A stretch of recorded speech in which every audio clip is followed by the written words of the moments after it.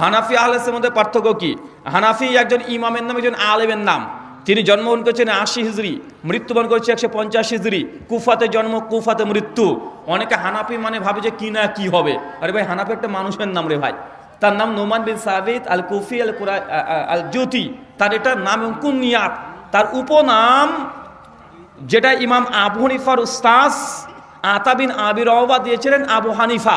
অনেকে মনে করে ইমাম আবু হানিফার মানে হানাফি বলে কোনো মেয়ে ছিল। জি না, ইমাম আবু হানিফার তার হানিফা বলে কোনো নাম ছিল না। এটা তাকে সিফাতি নাম দেওয়া হয়েছে। আবু হানিফা একজন আলেমের নাম, সেই সময়কার কুফার। আহলুল হাদিস আমরা বলি আমরা কোরআন হাদিসে যা পাই তাই মানি। আর হানাফি যারা তারা বলে যে আমরা ইমাম আবু হানিফার ফতোয়াতে যা আছে মানে তাই মানি।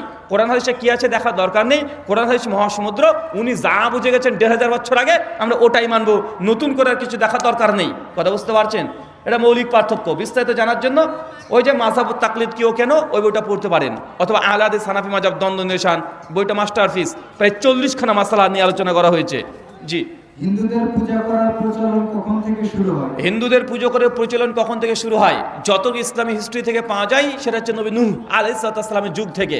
সেই সময় থেকে আরব সাবকন্টিনেন্ট যেগুলো ছিল ওই জায়গাতে মূর্তি পূজার প্রচলন। কিন্তু ভারত উপমহাদেশ এখানে তারও প্রাচীন আগে থেকে মূর্তি পূজার সূচনা হয়েছে। আচ্ছা, নবী ইব্রাহিমের সময়তে গরু পূজা করছিল না?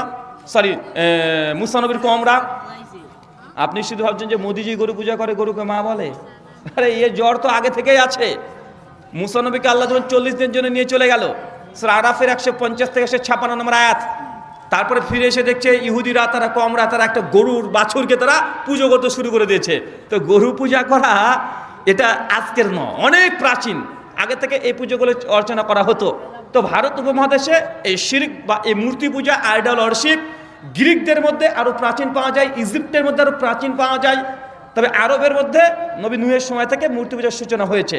আর আমাদের এই অঞ্চলগুলোতে, এই উপমহাদেশ, ভারত উপমহাদেশের মধ্যে এটা আরও আগে থেকে আছে। কথা বুঝতে পারলেন?